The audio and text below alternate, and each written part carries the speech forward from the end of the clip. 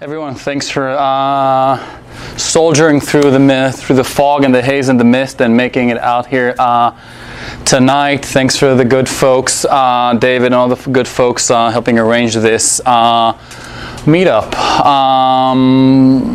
What Overops does essentially, we're a tool that helps QA teams, developer teams, and DevOps be able to identify anomalies as code moves through the pipeline from test to stage to performance test to production, be able to identify anomalies, and then also to be able to automatically capture the root cause behind that, make every issue, make every error, make every timeout automatically reproducible as an artifact containing the complete source code, variable state, the complete state of that environment, and that can be shipped to the right developer via the tools and the means of choice, be it, all the way from a Jira ticket through Jenkins to a Slack notification to integration to your favorite ops dashboard, where the developer can jump in, where dev and ops essentially can communicate, and the root cause of an issue can be transmitted in a click from the person who identified it to the person who can actually take action. So if you're interested in it, definitely check things out over at overops.com. We also blog heavily at blog.overops.com about research and analytics and a lot of data that we churn through and analyze. So that could be interesting for you guys as well. I want to talk today about continuous reliability. I'm actually wanting to do something which is slightly different than normal, in the sense that I actually want to get you guys' feedback on something that actually I've been working on over the past couple of months, and if it's okay, I'd like to get your honest feedback on it just to help me. So I want to kind of make it more interactive versus like I'm just going to throw like 40 slides at you. The context of it is it okay if I keep it like this, or do you guys want me to do the full presentation mode? All right, so I don't know if I can minimize this thing or not. Just keep it like so. Anyway, continuous reliability. Really what we're talking about is, we're on different parts of the DevOps life cycle, so we're shipping code. And the continuous reliability to us is there's continuous integration, there's continuous deployment. The context is because the context of the question is, how do we verify whenever we ship a release out? Do we have a way of verifying it, right? The same way and do that automatically as possible, which goes to the point of, how do we know whether something is actually wrong with this release, right? And we're going to talk, of course, we've got automated testing, got lots of stuff, right? So we're going to talk about that. But so how do you identify, the anomalies, and then especially, how do we get to root cause? And today I want to talk mostly focusing on the anomaly detection side of it. Okay, usually at Overops we're known for a bunch of stuff on root cause analysis, but I actually want to get your feedback on something I've been working on with respect to anomaly detection, right? So when we're in test, right, the symptom of an anomaly is usually a failed test. And the challenges with that is, we're limited by the coverage that we have, right? We're testing for a certain set of cases, and we're testing against a certain known data set. So it's good, it's consistent, but we're challenged there, just by the fact that we're only testing for what we know to test for. Production, essentially a lot of times the symptom is something's not working, or especially if we're more modern, we see some metric starting to take a hit. Some form of business metric or operational metric beginning to take a hit. And essentially then we go in and we kind of do the root cause analyses around that. And the challenge with that is it's always unplanned, right? Unlike the testing that we ran, which was a very planned stuff, when something breaks down, and we don't know if it's the code or the infrastructure or anything, right? It's always unplanned, which makes it after the fact. And it's relying on outside factors, right? Some impact to a user, even if they're not coming, they're not seeing it. We're seeing no clicks or metrics or swipes or transaction taking a hit. So there's some impact there. The challenge that we're dealing with, and this is where I'd like to even hear from you guys how you deal with that, is, what should we look for? That's the challenge, right? If we have an application and we just shipped a new release, And normally we're going to have like millions of lines of log data, for example, right? So we need to reduce that into something much more meaningful we can actually work with. So the question is like, what do we look for? And I actually like to hear from folks here, just even kind of share more interactive. When you actually ship out from the dev side or from the DevOps or from the SRE DevOps side, when you ship out and you release, what do you look for? How do you know it's good or it's bad? Like keep it, roll it back, or scale it to the entire cluster?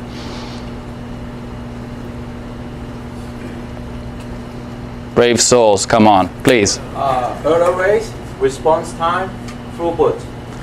Boom. All right. So throughput, like, all right, comparing volume, like which is TPS, transaction per second.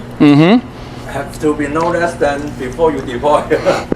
And then error rate should not suddenly jump up after you deploy. And response time should not be a lot higher than before you deploy. Perfect.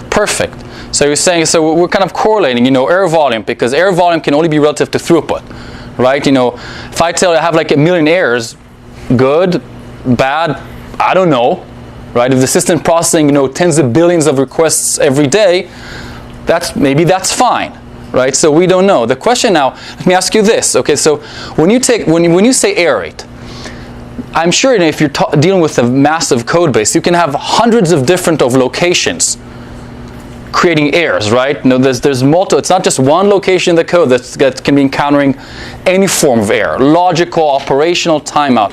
And again, I'm asking folks here, how do you know? How do you deduplicate those? How do you know, okay, I have an increase of 5% in the error rate, what's causing it? Looking for brave soul number 2, please. I presume you have a comprehensive test suite before you certify the code. Yeah, you tested it for everything that you possibly knew could happen. Right. You put it in production, and then 6 hours later you see an increase in the error rate. It happened. So the question is, what do you do then? How do you deduplicate it? How do you actually know this increase in this 5% increase? What's causing it? Because the damage is done. Please. I slice across as many dimensions as I possibly can, looking for the one that shows that they're different. Dimensions of what? Anything that reflects system state, code state, ability of configuration of microservices, whatever I have been smart enough to have instrumented in the past. So essentially, and when you say instrument, where does that do? Like time series database logs? What do you use? I work for a competitor who produces such things, but yeah. That's fine. Like complements my honeycomb logs, right? That's fine. This is not a commercial discussion. So like we can. I'm asking this. This is a community discussion. So the honeycomb story is, give me 1 million dimensions. We'll slice it later. We'll figure out which one was the one that helped you. So fundamentally, you put them in a log and then you query them. Give or take, yes. Okay. So essentially, we deduplicate versus the best a great log thing. Okay. All right. Anybody else do anything different? Goes about it, please. We use App Dynamics, just drill down on the errors, long response time, 3 times the standard deviation type of things, go from there. Got it. More narrow focus, instead of going to the big data lake and find something. Got it. So use Splunk, kind of like try to find the start command. Where is that first? Like you use Splunk, build your dashboard, and then you see that point of time, hey, the queue chain start here. So like, hey, it may be a level switch. So we always like to find the first starting point. So kind of like more like logical analysis. Got it. So you have like a logical analysis. You have a combination of tools that you use. Splunk, again, we use Splunk. You have a combination of tools that you essentially use to try to kind of reason to see, okay, logically speaking. So essentially, we kind of talk about error rates, slowdowns. The third thing that I want to kind of introduce into the mix, and then I'm going to talk about what I kind of want to show you and get your feedback on, is also when something new begins, right? For example, we can have a situation where the error rate goes up, but you can also have a situation where somebody introduces a new defect, a developer introduces a new defect into the code. It's an edge case, so out of millions of transactions, it's not going to spike your error rate. It's going to stay there dormant, essentially until it hits a user, and then you have to go in and then try to find and kind of see what happened, right? So that's kind of the third category that I kind of looked at in the research. So the challenge really becomes, how do you deduplicate the data? So how can you tell, kind of logically speaking, all right, I've got the 500,000 errors in something in my Splunk log, like where are they coming from? Okay, or from whatever logging solution that I have. That's number one. The second thing is like classifying it. Is it new? Which release was it introduced in? Where is it coming from in the code? And what kind of event is it? Is it a timeout? If it's an error, if it's an error, what kind of error? How's that being entered by the code? And the last thing is, want to be smart about it. I want to have essentially the ability to say green, red, blue. The ability to say, sorry, green, yellow, red. The ability to say, okay, is this actually normal or abnormal? Okay, like what's the severity of this? What's the severity of this thing? Something can be happening 1,000,000 times a day, but it's benign, versus something that's happening 100 times a day, but each one of those 100 times is a failed transaction, right? So, and that's kind of what I talked about, how we deduplicate. So one thing that I've done, I wanted to get you guys' feedback on it, essentially as we're kind of gearing towards the second half, is I took kind of the data. I took kind of data that we have, in our commercial product, but I can also kind of produce this. It can work also can also instrument my code to produce this and throw this in any time series database. So it's not about specifically, But I built a set of reports, and I wanted to get your feedback on them in terms of like, how would you improve them? Okay. So first thing that I kind of did was, and I built these in, and I kind of built these guys in Grafana, but it's just a practical choice. So one thing I did, I said, okay, I'm going to take every release that I have, okay, and I'm going to take every issue that's in it. I'm going to say, okay, if it's new, if it's something that's new in this release, I'm going to give it a score of 1. Okay? If it's a new issue in this release and it's happened more than X amount of time and X amount of percent, or it's of a known type, such as a null pointer exception, for example, right? Something that I really should not be having in my code. I shouldn't be introducing new null pointer exceptions into my code. I shouldn't be introducing divisions by 0. A socket exception maybe something's unavailable to me, but you really shouldn't be dividing by 0. So I'm saying, okay, I'm gonna call that severe. Second thing that I did was I said, okay, I'm gonna take everything, I'm gonna take a baseline, I'm gonna take every error that I have, I'm gonna say, okay, what's the percentage of that happening over the last month? And then compare that to essentially this release, the last hour, the last day that I've had in production. And then if I see more than a 50% increase, I'm call that a regression. If I see something happening more than double, I'm going to call that a critical regression. I'm going to give each one, the non-severe ones, I'm going to give a 1. The severe ones, I'm going to give 2 points. And then what I'm going to do is I'm going to score. Essentially, I'm going to score so essentially I'm going to score each release that I have in real time. That score updates. I'm asking you, what do you guys think about this scoring mechanism? Like, how would you guys score a new release which you just put out? How do you know, I'm going to tell this release from an SRE standpoint, from a stability standpoint, I'm going to give it a B, versus that one I'm going to give an A. Has anyone ever tried that experiment? And maybe if you want to take a stab, please do. But has anyone thought about how do you actually say this is a good release versus this is a bad release? How do you guys do that today? The phone will ring if it's a bad release. Okay, yes. Somebody tells you. But if you're to say, okay, what makes for a good release? Somebody telling us is a way of doing it, probably not the best way for us professionally and personally, right? So how do you guys score a release today? Did you anyone even thought about how would you go about doing that? I'm going to give this an A versus this one a B or a C.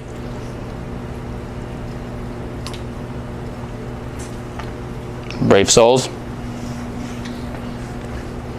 All right, I put you in the hot seat.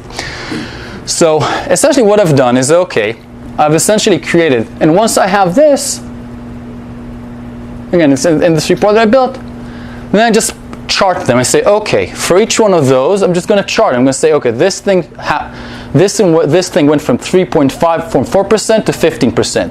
This thing went from 8% to 22. So this is 3 times more. This is, again, 5 times more. So I'm just kind of sorting them in a report where I'm saying, okay, for this specific release, again, this is a Grafana. This is, I'm sure everyone here has seen an operational dashboard many, many times. Okay, I've got like my environment I'm looking at. I can slice specific application, deployment, sensory, all this stuff. And then I'm just scoring this release. I'm saying this is the breakdown for it. And then for each one of those, okay, then I can go now actually go in and see the actual data for it. I can see, okay, why would this go? So this is kind of an approach that I've built. I'd love to get you guys' feedback on it. Is this something you're saying, you know what, I would never use something like this, okay? We're just trying to build out what constitutes a good release versus a bad release. What does anyone think?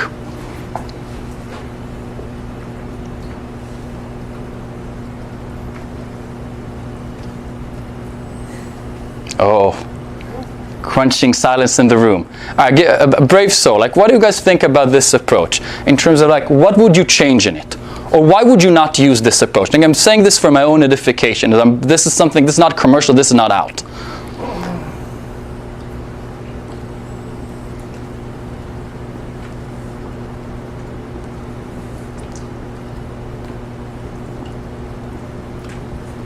All right. Trying to get my head around how much badness you need per bad release. Mm-hmm. You've sort of got this aggregate model where like some releases are only kind of bad and some are really bad and some are, you know, mega ultra bad because they're both a null pointer exception and they're slow. Mm-hmm. I'm trying to figure out whether that maps to my mental model of the world yet. I haven't decided. Yeah, so that's fine. So that's what is your mental model of the world for like a good release versus a bad release? They don't trust me with live code. There's good reasons for that. To production or to test? Let's take production because this is a DevOps thing. Let's say production. People complain on Twitter. All right, so people complain on Twitter. So that's their kind of reactive model. So they grade us. So then we get our grade from Twitter. But let me ask you this: if you need to grade a release, not without relying, you know, on social media, how would you grade your release? Like, what if you had a magic wand? And you can build, this is my question, if you had a magic wand and you can build any sort of report post a release that tells you this is a good release or this is a bad release, what would that contain?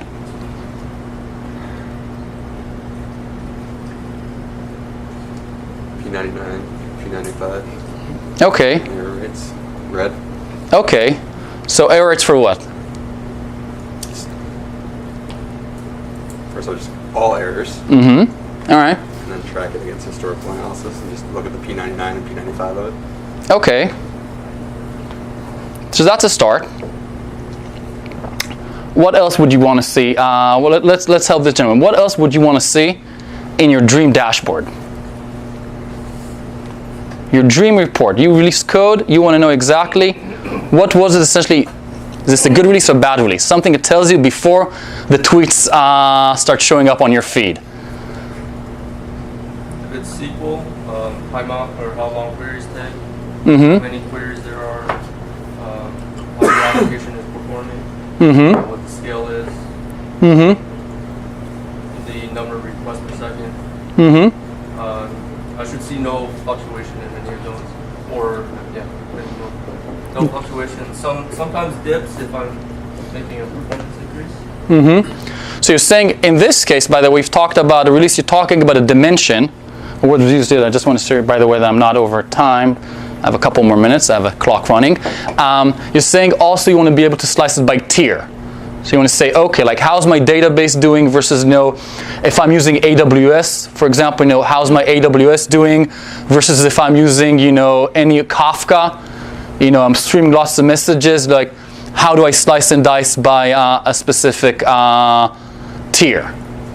So we talked about error. Please. I guess another would be blast radius. So if you're deploying in a serverless fashion, then you're kind of reducing the blast radius by only deploying a change in a particular service that may interact with a bunch of different services. Right? Mm-hmm. But if you're logging overall all your services, you might want to only focus on errors in that service and other things that it touches, rather than focusing on spikes overall all of your services. So you're saying, so we have 3 dimensions. We said A, we want to kind of just slice by a release, but then we say, okay, slice by tier, or slice by specific application or microservice or component. Okay, and then see, do I have any fluctuations? Do I have any... Components that it touches. Mm-hmm. So, like be aware of components that you expect that it would interact with. Gotcha. So groups. So essentially, you're saying it's not just like one. It's not just like go one by one. If I have 100 microservices, is actually grouping them. So I think so far as a group, before we kind of wrap this up, we've actually talked about a couple interesting things. Another dimension. Anything else? Anything else? This is our magic wand. Essentially, we all turn to pumpkins. Yes. You did not want to say magic wand, because what I actually want is 3 probes. Okay. One of them goes straight into the user's brain for satisfaction. One of them goes straight into my outgoing checking account to figure out how much it's costing me in AWS minutes. Mm-hmm. And the rest goes into my incoming checking account to figure out how much money it's making. So you're saying, but what you're saying by All the rest of this is proxies. true, but we are dealing with, unless we do the Twitter thing, we're all dealing with proxies. Mm-hmm. But you're saying essentially kind of correlating that. Our ideal kind of magic dashboard would be correlating business metrics, essentially to a specific tier, to a specific component with the blast radius, to a specific set of severe errors that I know that to me are critical. Anything and anything else before anything else before I wrap it, and I'm going to show you some. Please go ahead. Do it like in a smart way so that it doesn't. I don't have to go look at every metric, but it tells me like, oh hey, this metric was anomalous. Like over the past month, it's usually at this much, but after this deployment, it was this much. In fact, like log everything from every service, like all the pods or all the VMs, like the CPU, RAM usage, all the like .info level, .warn, .error level loggings, and then track every like push to master, like every deployment to prod, and then for every deployment to prod, try to catch the metrics that blipped or changed. Gotcha. So you're saying essentially, so kind of a key dimensionality of it, if that's even a word, is do that by release and then be able to identify regressions with that release. Exactly within this release, this guy used to be 2%, now it's 20% incorporated when this branch was pushed. Right, and it might not even be a related service, but it could be some other service like way downstream or upstream that caused this. So that kind of connects with the blast radius thing, essentially, if this thing regressed, do that within the context of a group. So I'm about to run out of time, but what I'm happy with, because I didn't show you the other two other dashboards, and I didn't know the feedback, was that I did do one based on application, so breaking down by a tier, and I think a blast radius is actually a great idea. And the third one that I actually did was to report that by specific tier. So I actually broke the information. So this was actually very helpful for me because I wanted to validate, like, am I doing the things? Am I doing the right things? And for example, for a specific tier, in this example, just maximizing this.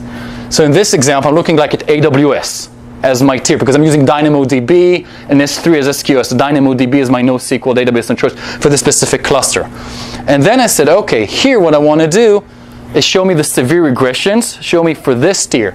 And this environment kind of know what happened, what essentially increased. So that was kind of my thought model. And I wanted to see whether not kind of the way that I looked at it was similar to what a group of, hopefully, and I'm happy we have a lot of people here, really, really smart people think about it. And that from that point on, then I connected this. It actually goes to our commercial too, but up until now it hasn't.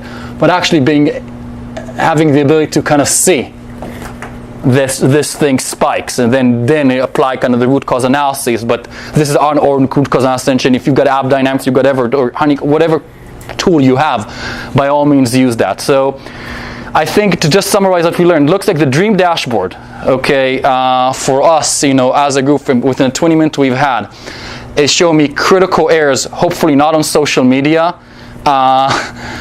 slowdowns in performance correlate to throughput and business metrics, and then slice and dice that by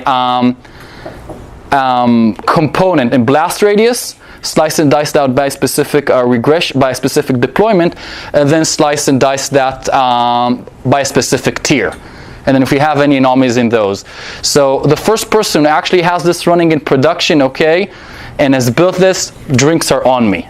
Okay? Guys, thank you so much for the time. Enjoy the rest of the evening.